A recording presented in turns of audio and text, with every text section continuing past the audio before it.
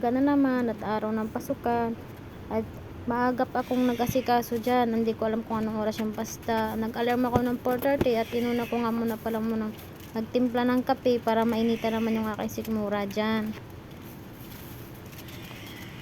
At alam nyo ba guys, dahil sa sobrang lamig, hindi ko alam na sobrang agap pala ng aking gising. Imbis na ako hindi mahilig sa kape, ngayon napakape tuloy ako. At yung black coffee nga palang aking kakape, hindi yan. At yung isang kape naman ay para sa aking mga estudyante. Alam nyo ba guys, sa hirap ng buhay, ang mga aking anak ay walang pili sa ulam. Kahit kape lang ay okay na sa kanila. At dahil madilim na nga guys, siguro mga 5:30 na, ginising ko na sila. At para mag-asikaso na, dahil napakabagal nilang kumilos pag ginising mo ng sakto sa oras na alas 6. Aabutan talaga sila ng 50-50 sa oras. Malilate pa yan sila pag ganyan ang kilos nila. Kailangan ng guide ng magulang, lalo na pag ganyan pa mga estudyante, yung mga elementary pa, kailangan pa nila ng guide ng magulang. Turo-turuan para matuto, para pagdating ng araw at sila high school na, kaya na nilang kumilos mag-isa. Hindi na nila tawag-tawagin ng nanay na ganyan ma, iluto mo ko ma, kuha mo ako ng ganyan ma, inita mo ako ng tubig. Ngayon ay nagkukusa na siya para sa kanyang sarili. At ang inasikaso ko nga dyang unahin ay yung aking grade 2 na anak. Dahil tamad pa siya talagang bumangon. Yan ay pakakainin ko na guys. Kita nyo naman yung ulam niya, kape. Tapos sinubuan ko siya niya ng kanin at tinry ko nga ng itlog kung gusto niya magulam. Ayaw niya pala na magulam ng itlog. Gusto niya talaga ikape lang. Kita nyo naman guys, diba wala talaga siyang pili sa pagkain. Kape lang ay okay na, buhay-buhay na talaga siya.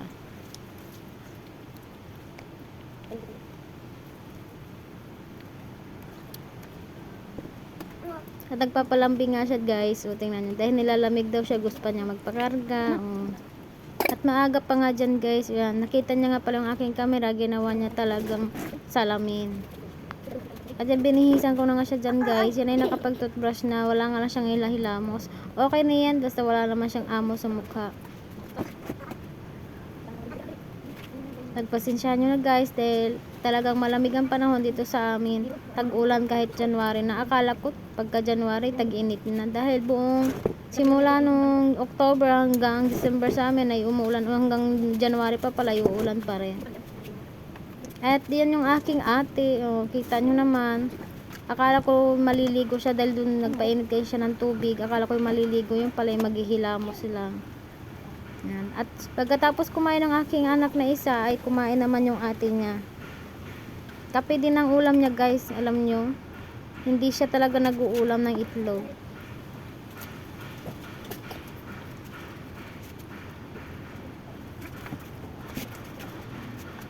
At dahil nga wala siyang ligo, kailangan natin siyang puyuran. Hindi niya kailangang maglugay-lugay dahil ang buhok niya ay pupunta sa mukha pag nagsisimula ng kanilang klase.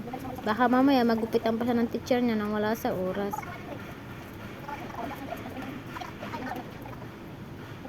Dahil nga sa wala nga siyang ligo dyan guys, pinakuha ko kanyang ate ng conditioner kahit walang ligo, at least mabango ang buhok. Nalagyan ko yan siya ng cream silk para naman madulas at mabango.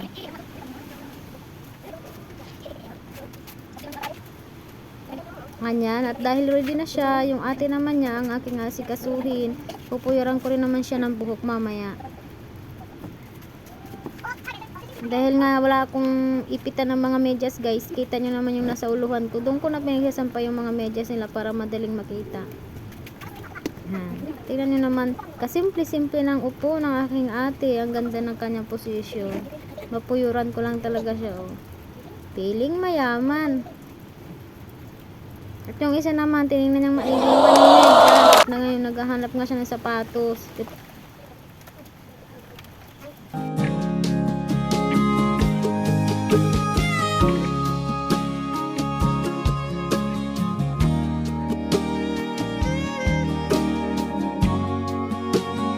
Dahil sa katuwaan ng aking anak dyan na nakabihis na, tuwang-tuwa nga siya dahil kasi sa haba ng buhok ng ate niya, nahirapan ako. Alam niyo, napaka-arte talaga yung pagdating sa puyod. Ayan, at okay na. Naghihintay na lang kami ng oras sa kanilang paghatid. Handa-handa ng baon, tubig, ayan. Dahil nilabas ko na nga yung bag niyang Kuromi dyan. Napaka-paborito niyang bag. Tinignan ko muna yun guys kung ayos ba. At yung mga papel kung ano nga yan. Itinuro niya nga sa akin na yan yung ginawa niya. At hindi ko nga siya na-check bago kami natulog. Kaya sumayaw-sayo nga muna pala siya sa harap ng kamera. Dahil pinakita ko ang aming harapan. O yan, maniwanag na pwede nang lumayas.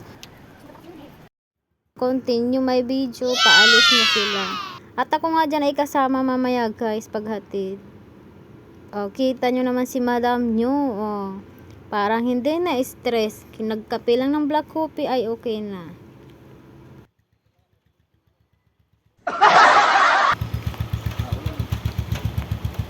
Dahil guys, nandito na kami sa labas at kita nyo naman ang panahon. O, talagang nag-uulan. At kawawa talaga mga estudyante ngayon, lalo na pag malayo ang kanilang tirahan.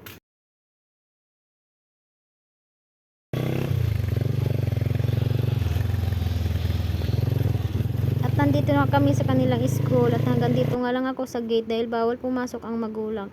For today's video guys, salamat sa mga nanonood, sa followers at saka sa aking viewers, lalo na sa aking mga taga-suporta. Sana wag kayong mang-iwan guys, mang-iwan kayo ng bakas para ako naman na makapunta sa inyong mga bahay-bahay.